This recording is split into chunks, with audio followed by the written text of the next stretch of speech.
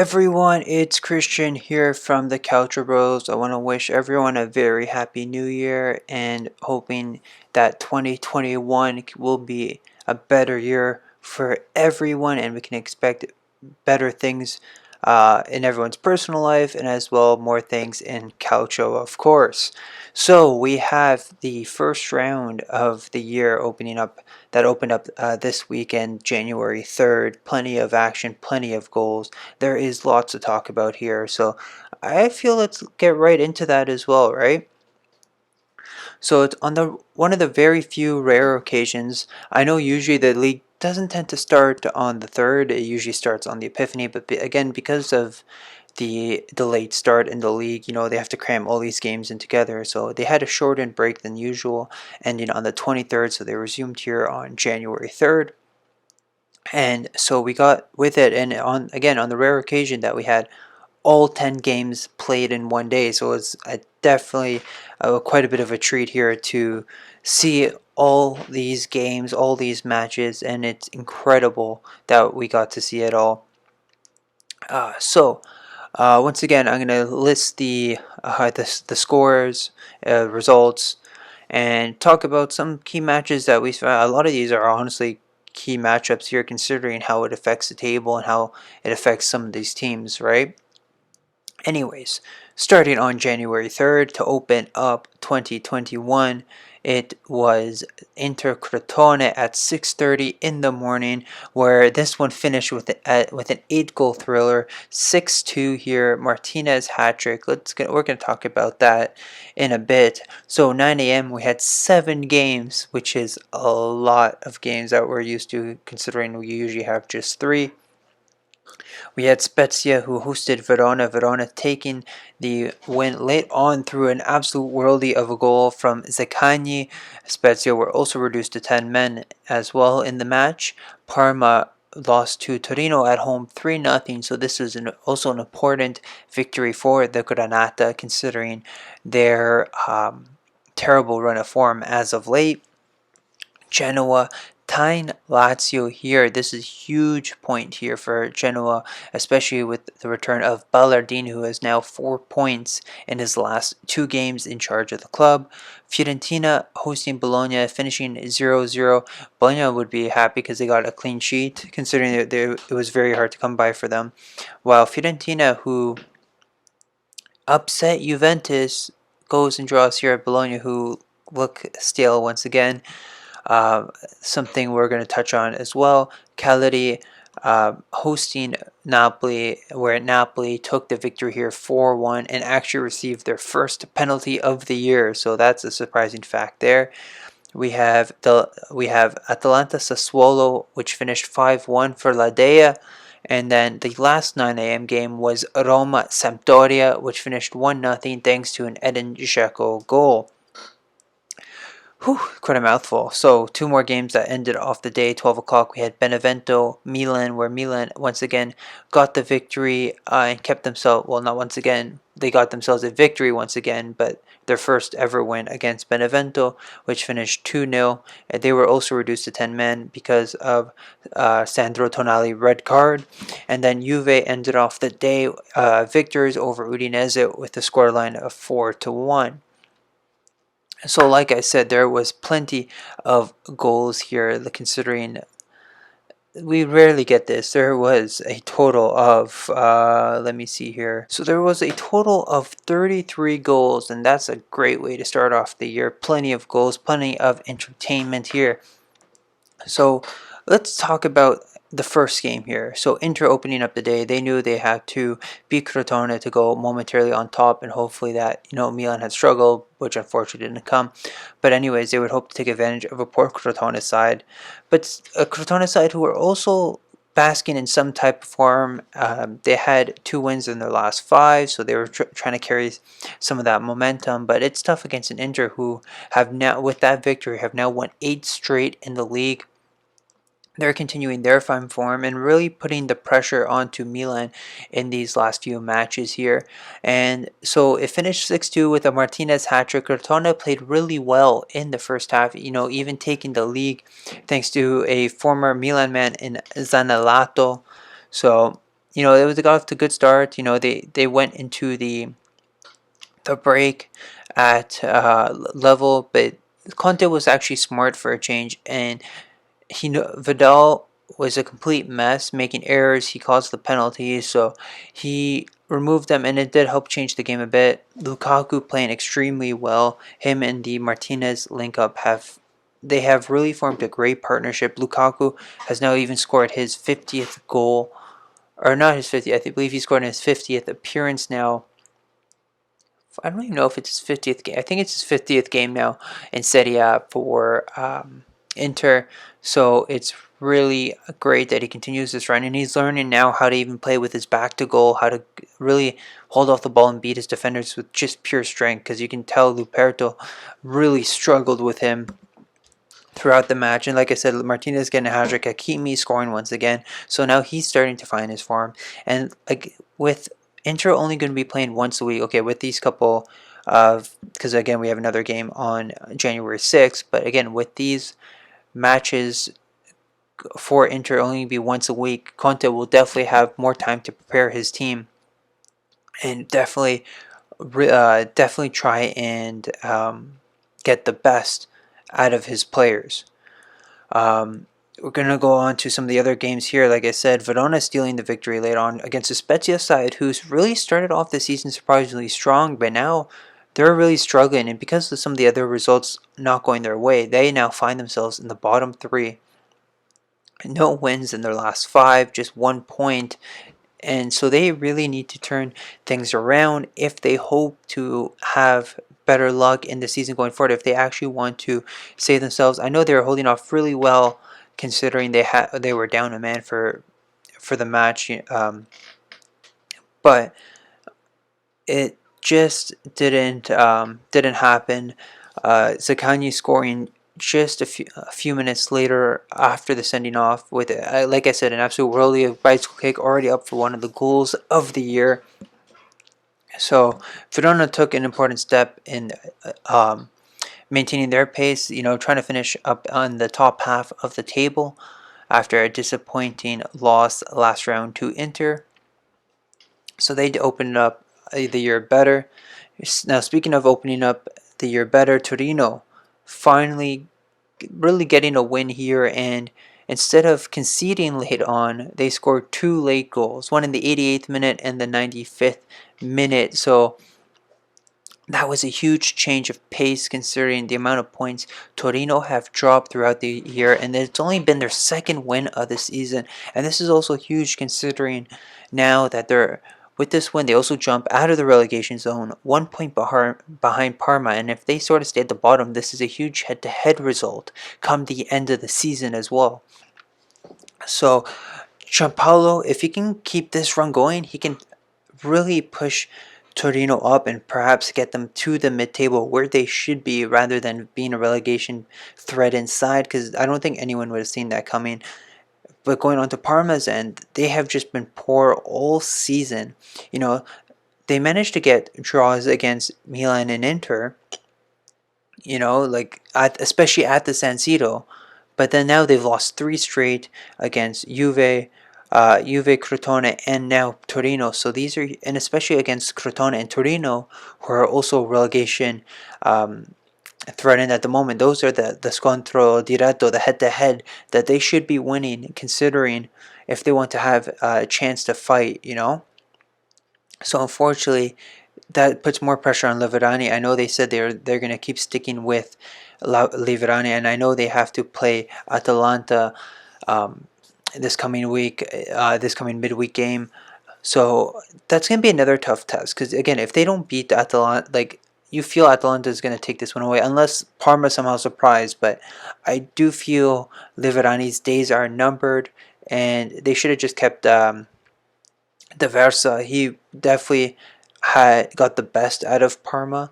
Unfortunately, it wasn't meant that he would stay the coach.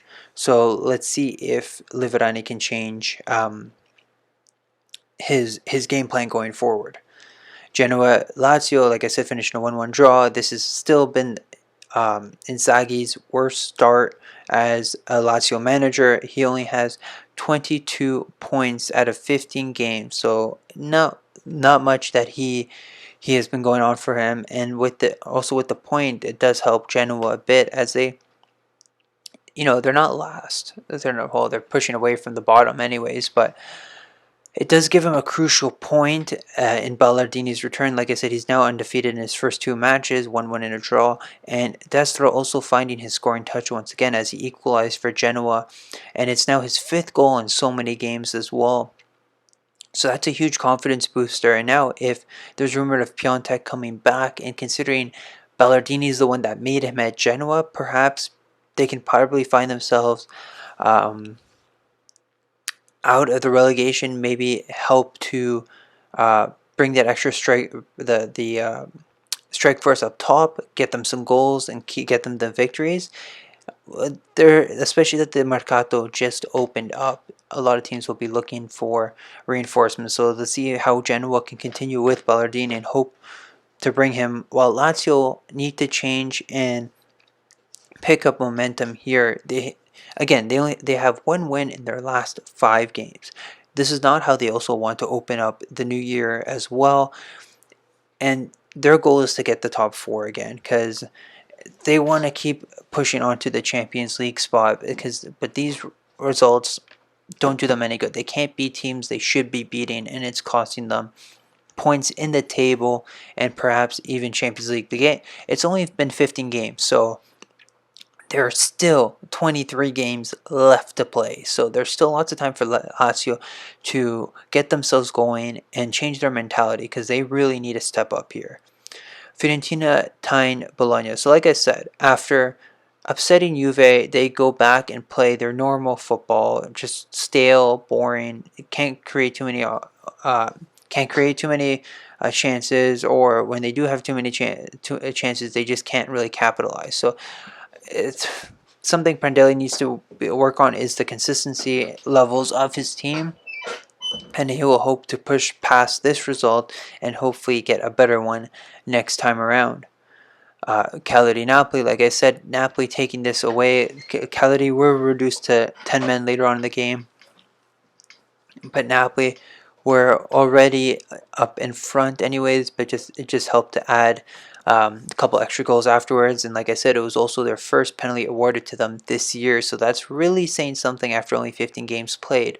And I want to give credit also to Zielinski, who scored 2 absolute stunners, one from outside the box and one where he knocked it past the defender inside the box and just slotted it past Cranio for an excellent finish there to cap off a great Napoli display here and getting them a crucial 3 points to start off the year. Atalanta Sassuolo, and this was a bit of a shock considering it was 2-0 at half, but Atalanta really pulled away with this one, considering Sassuolo have been defying expectations also all year as well. They've been playing really well, troubling a lot of teams here as well, and they just really didn't show up. A lot of defensive lapses here, and it did cost them, especially Zapata scoring his 8th and 9th goal in 11 matches against the Swallow. So his preferred opposition to score against, and Sassuolo would really hope to not let him score the next time around anyways, but a lot to work on here for De Zerbi. Excellent victory here for Atalanta. And once again, if you guys didn't know, Papu Gomez was left out of the team by Gasperini as well. So there's going to be some debate into when Papu Gomez will be out of the club. And again, it's depending whose side you want to choose. If you want to choose Gasperini's side or Gomez decide who the club should keep, but it's looking like they're going to keep Gasperini rather than their captain Papu Gomez. And it's also, you guys, time to debate on who and where Papu Gomez will end up.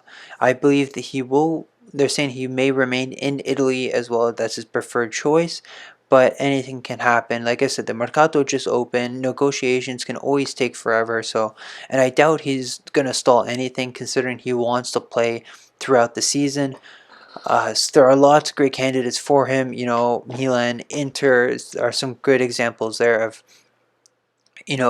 choices to challenging for the Scudetto, top 4, and it would help give them the boost to accomplish their goal. So watch out for that transfer saga that's going to start coming up as well. And Atalanta, again, crucial win here, moving them just a point behind Sassuolo, who have dropped quite a bit in the standings with this loss and other teams' results.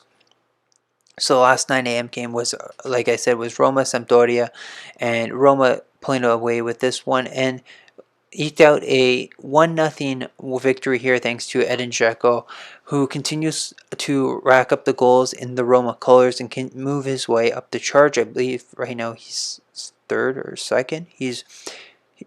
I think he's still third, making his way up there, but I don't think he will beat Francesco Totti's record. But Roma had plenty of chances here. Sampdoria on occasions did look very dangerous. Odero coming up big when he had to, stopping the chances coming to him.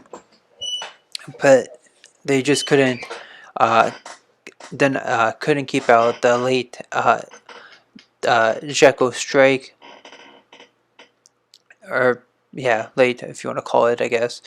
But Roma, they got their victory as well. They opened up the year in a positive way, and they want to continue this. They have looked good throughout the season, and they will hope to continue the momentum going forward, and even maybe solidify their spot in the top four. They want to return to the Champions League after a few years of, or a couple years of not being in there. 12 o'clock, Benevento Milan. Now, Milan had to win this game if they wanted to regain top spot, and it opened up quite early for them with a Frank Kessie penalty. Big, huge mix-up at the back. I don't know what the defenders were doing, but Kessie capitalized and got the job done there. Wow. And then Sandro Tonali, you can debate whether or not, but in my opinion, even as a Milan fan, I feel it was red just because it was studs high. It wasn't a malicious tackle that we've seen. I've seen definitely worse tackles with studs up, but it's just the way it happened. And I know a lot of times slow-mo replays do not help because it makes it look like there's more intent. It makes it look more dangerous as it is. So I feel the replays did make it look worse than it is. But to me, I do feel it was a red card. You guys can disagree, agree, but that's just my personal opinion. I know there are a lot of people out there who do disagree on that, but it made Milan's job a little more difficult, as Benevento have looked really good this year, and Inzaghi has really produced some good results. And considering it's a relegation side that has 18 points at this stage, has never usually been relegated. So, like I said, Inzaghi has done well with his team, and throughout this match, Benevento did put on the pressure, and they looked really good, and they really looked like they could have scored many times, but Milan's defense really tightened up as well. They had to make adjustments, and Milan, right after the halftime whistle, scored from Rafael Leao and an Ibra type of goal, putting it over the keeper. And it does remind me of that one Dries Mertens goal that he scored against Lazio at the Olimpico. I don't know if you remember that, where he brought it out to the side and just chipped it over the keeper. It was basically, in my opinion, almost like a copy of that. Montipo rushed out, but he basically messed up his run, or like he never fully committed because he really stopped halfway, or I feel either he didn't really time his run properly, so that did cost them in the end. But Milan got the second goal that they needed, but also late on, Benevento did miss a penalty from Caprari, so if they had scored that, it would have changed the last, like, if we'll say, 15-20 minutes of the game, whenever it was, because I know it was in the, I think, 70th minute, perhaps. Let me see, it was the 61st, so way even earlier than what I said. So they would have had a whole half hour to put on even more pressure, but Milan did well The defense did well to clear it and block shots when they had to. Donnarumma, when he had to make saves, came up big. So they've really, with such a young team, they've managed to um, really contain and carry on that huge momentum. They are playing in a very mature way. So it's good to even have leaders back like here on the pitch as well. Calcianoğlu's turned into a leader, and Donnarumma, for his age at 21, has been a leader. It feels like he's been 21 forever. So they have turned into leaders of the team, helping carry the the mentality to better things. Right now, so to end off round 15, we had Juve that hosted Udinese, and Udinese had taken the lead pretty early on, thanks to DePaul, but that was brought back from a handball. And even the commentators, even because I'm gonna even go because Juve had a third goal that was disallowed as well because of handball, and two very similar things. The player who passed the ball, or I can't remember if it was passed the ball, who won the ball in the middle, like it kind of bounced into his arm as he's like right beside the Juventus player, and the Udinese player couldn't really help it, like the way where it is. His body's so close to him, but it's just the way it hit him. And even with Ramsey's goal, he's on the floor and it happened to roll in and hit his hand. So it's still unfortunate the way the rules are, but they were very tough calls in the sense that they were harsh. Like it's not stuff you would see that often, but unfortunately it's what was given in that circumstance, and they both lost goals because of it. And it's funny because right after 20 minutes later, give or take, when DePaul had scored, Ronaldo allowed to just walk in, or not walk, like just sprint into the box and shoot it to open up the lead, or the goals before the break, and then they just went on a rampage. Chiesa scoring, and then a few minutes later, Ramsey had scored, but that was disallowed. Ronaldo finding the net once again. Udinese getting a consolation late on, and then Dybala adding a fourth. He manages to get a goal considering the lackluster season he's had. So this is a good rebound win for Juventus after their disappointing home loss to Fiorentina. It's a good way for Pirlo to open up the new year, getting a good win, getting a good confidence booster, going into the huge game on Wednesday, which we will talk a bit about as well. So with some of these results, like I said, Milan remaining first at 37 points, Inter at 36, so constantly 1 point behind. Inter are just waiting for that one slip up by Milan, whether it's a loss or a draw, just to leapfrog them and hopefully remain at the top of the table for a bit to keep pushing for that Scudetto. Roma are solidifying third right now at 30 points, while Napoli jumped up to fourth with 28.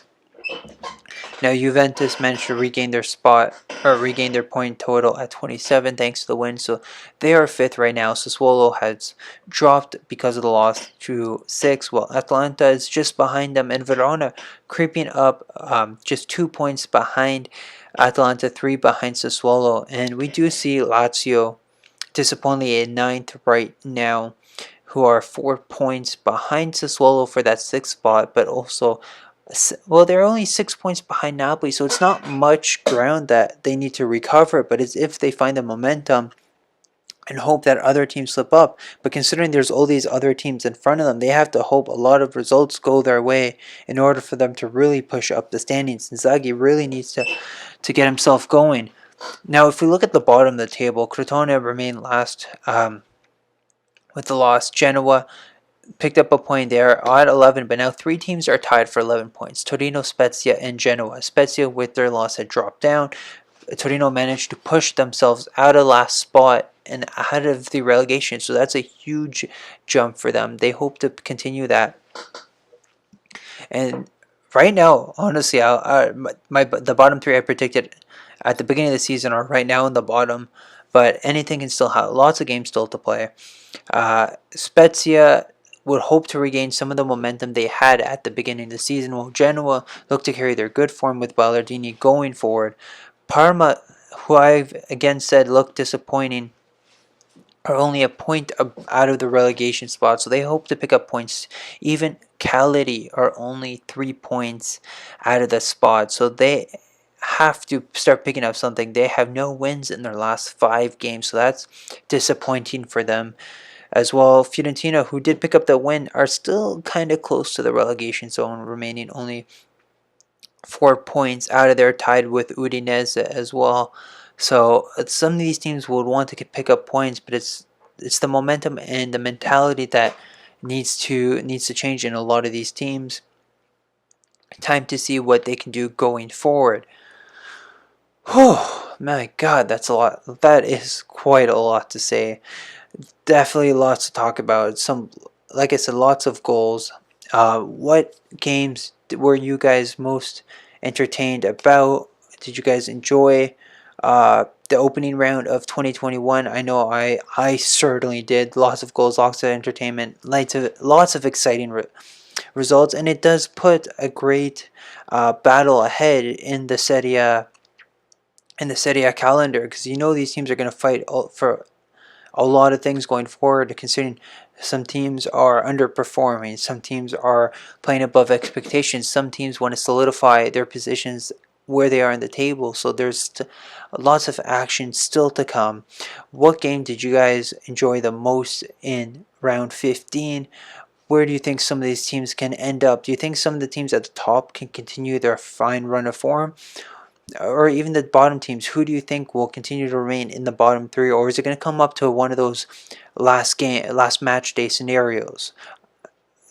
So don't forget to let us know down below. So with round 15 over, that means round 16 is coming up, and that's a midweek game, like I said, on January 6th, the usual opening up on Epiphany. So with it, we have all 10 games once again, and opening up the round is Cagliari Benevento at 6:30. So big game, especially for both sides. They want to rebound after disappointing losses. Cagliari looking to get some type of momentum going forward for them, while Benevento want to get some points just to keep that mid-table finish going to hopefully stay up in that year and pick up something. And we'll go on to the 9 a.m. games. So once again, there are 7 9 a.m. games. So we have Atalanta Parma, Bologna Udinese, Crotone Roma, Lazio Fiorentina, Sampdoria Inter, Sassuolo Genoa, and Torino Verona. Atalanta looking to take advantage of a poor Parma side and maybe score another 5 goals, 5, 6, because you know Atalanta like to score goals from anywhere on the pitch, so expect to see a bit of a goal fest here. Parma have looked poor, and I feel won't be able to come away with this unless they really surprise a few. But like I said, Liverani's days are numbered right now going forward. Bologna, Udinese, both teams hoping to pick up some type of point going forward. Udinese want to just try scraping away from the bottom of the table and aim closer to that mid-table finish, we'll say. Roma hoping to take advantage of a poor Crotone side who have not looked the greatest and want to keep them in there, and Roma wanting to put pressure on the two teams ahead of them as well as the teams underneath them to make sure they can't catch up. Lazio Fiorentina, like I said, Inzaghi's men have looked poor and will hope to start getting something going forward. Fiorentina perhaps want to recapture the form they had against Juve against this poor Lazio side. So that's going to be a key game to also watch out for, to see how these two teams play. Bit of a tongue twister there, and that's what happens when I decide to keep talking and talking. Sampdoria Inter here. Conte will look for his 9th straight victory in Serie A, while Ranieri will hope to perhaps hold Inter at bay and maybe keep them from getting another victory, and even holding them from catching Milan. But you know, Ranieri does want to pick up points to push his Sampdoria side a little further up the table, again into the top 10 range, because that's where that's probably where I think he wants to aim for. Sassuolo Genoa. Sassuolo looking at bouncing back after that disappointing defeat to Atalanta. Well, Genoa, like I said, looking good so far under Ballardini, hoping to keep those good times rolling, and looking to shock Sassuolo here in this result. While both teams are going to fight for something. De Zerbi really wants to get his side going. Ballardini just wants to get the points needed in order to stay up from going down. To cap off 9 a.m. we have Torino Verona, like I said. Torino carrying the momentum, hopefully, that they had against Parma, and getting their second consecutive victory for the first time this season, and help them push further away from the relegation zone, while Verona will hope to get a win and push themselves closer to that Europa League spot. It's going to be I feel between these two sides, they are usually good matches here.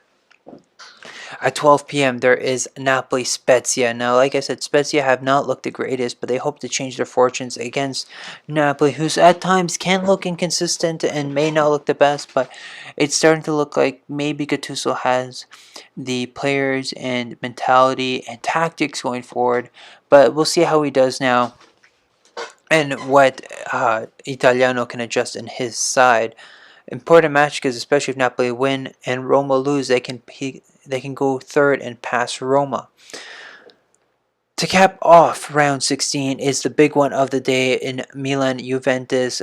Milan still missing key players in Ibra, Benacer. They have Hernandez back, but now they also will miss Sandro Tornali because of the suspension as well. And so that means another midfield pairing of Kese Krunic. Not really what many Milanisti want to see. Juve are in doubt with Cuadrado, so it's more of a not a 50-50, but he is in doubt with an injury. We forget too, Milan also look with Kierbek. It depends how match fit he is as well, considering he just came back. Because otherwise it would have to play Kalulu again, because Gabia is still injured as well. Salamaker's injured as well. So key players that Milan are missing, but this is a huge match for both teams. Juve, if they can win, they can really push themselves up and show where they need to be, considering the slow start they've had under Pirlo, and that would also be crucial because they would beat Milan for their first loss in Serie A. Now Milan again want to keep these times rolling and put more pressure. Well, if depending on Inter goes, the pressure is on Milan. But still, Milan want to win and keep putting that pressure on Inter, because waiting for that one slip up by them. So pressure on both sides here for two different reasons. It's going to be one hell of a game, and I expect not lots of goals, but very tight battles in key parts of the pitch. And let's see if Milan can put another 4 past Juve again at the San Siro, or we're going to wind up for a different game entirely. So be sure to let me know which games you guys are interested in, how you think some of these results will pan out. Like I said, can Inter go for their 9th consecutive victory? Can Milan topple Juve and stay top of the table? Will Atalanta thrash Parma? Are we going to see that, something like that? How will Sassuolo bounce back? Lazio Fiorentina, how do you think that game will go? Do you think Fiorentina can deny Inzaghi another victory, or could this be where Inzaghi starts picking up his team going forward? Be sure to let me know, comment below. So that is it now for this video, or for this recap going in and preview. So please, thank you all for continuing support here, for those who do watch or listen to me ramble on about Serie A and some of my opinions going forward. I again do thank you. So please continue to follow us on Twitter, Calcio_Bros, for any updates and our opinions, as well as live updates on games whenever we can catch them, of course. And Also, just for any, if you guys just want to reach out or whatever and have a chat, well, we're always welcome and open to your opinions. Again, you can comment below, and we can even start something there if you guys agree or disagree on anything I do say. Don't forget to also subscribe to our channel for more Calcio content, and don't forget to click the bell to receive notifications on when these videos are released, so that way you guys are first to know and listen to what again we have to say. And I hope to hear from you guys soon. Ciao.